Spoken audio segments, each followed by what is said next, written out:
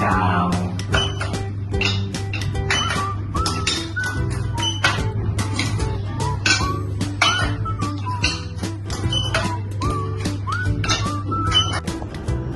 學捉棋有咩好處？學捉棋咧，其實幫助小朋友好多嘅喺成長上面。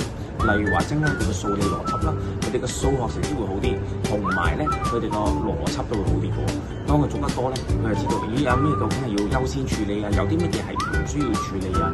仲有邊啲係急，邊啲係重要，佢哋會比較清楚一啲。咁咧，從而咧佢哋生活上面啊，或者係喺佢個成長上面都會有幫助。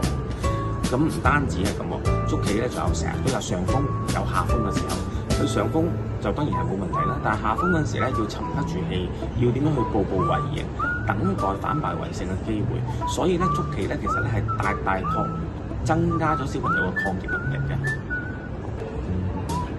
而喺性格上啊，中意捉棋嘅小朋友咧，通常都係比較冷靜、頭腦清晰嘅，因為咧捉棋咧你一心急，你一衝動，基本上好大機會都輸。漸漸地咧，小朋友咧就學會咧三時而行，冷靜去面對目前嘅困境。大家都可以不妨俾小朋友試一試啊！